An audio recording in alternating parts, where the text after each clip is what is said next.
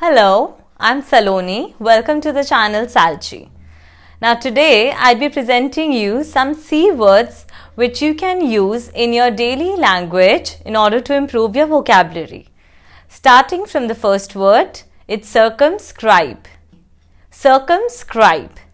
The meaning of the word is to restrict something within limits. You must have also come across this word in mathematics, but this word can also be used in your day-to-day life. The synonym of the word circumscribe is to be bound or to be enclosed or surrounded. The antonym of the word is open, limitless. Now, coming on to the tenses part, present tense is circumscribe, past tense is circumscribed, and future tense is will circumscribe. And the sentence usage for the word circumscribe is his activities have been circumscribed due to his illness. Now, when I talk about using this in your daily life, you can use it in the way that when you want to say that there have been certain boundaries drawn or certain limits set. So you can say that they have been circumscribed as the sentence usage, the sentence that I talk about, that was that his activities were circumscribed. That is, they were bounded, they were restricted, they were enclosed due to his illness. So the next time when you want to use the word that bounded, surrounded, etc., you can use the word circumscribe. Now coming on to our second word, which is conceit. Conceit is C-O-N-C-E-D-E. The meaning of the word conceit is to admit or agree the thing which was earlier denied by you.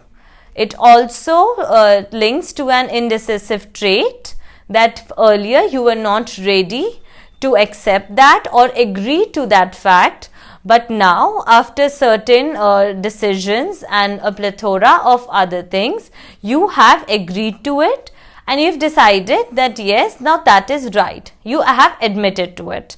The synonym of the word is allow and the antonym of the word is to deny.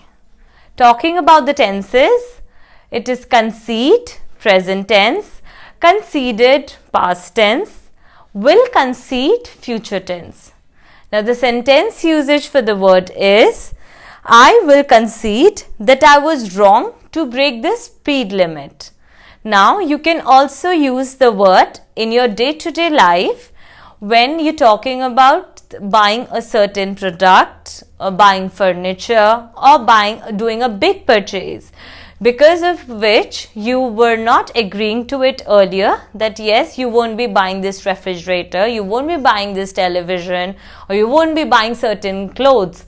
But now after comparing the prices and after going through a number of other decisions, you have agreed to it. So now you concede to it. Alright? The word is concede. Okay? Coming on to our next word, that's commence. C-O-M-M-E-N-C-E.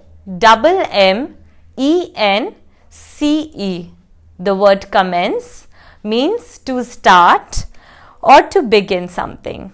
It is usually used for the starting of certain activities or actions like commencing a business, commencing a race or other celebrations, etc., etc.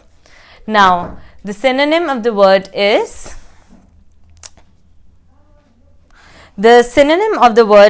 to initiate and the antonym is to conclude.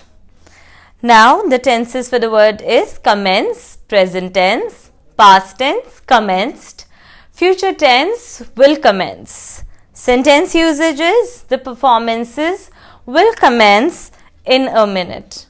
Talking about the daily life inculcation of it, so you can use the word commence in order to say the word start. Instead of that, you can say the word commence. You can on other phrases as well for the word is get the ball rolling and etc. Now coming on to our next word, which is compel.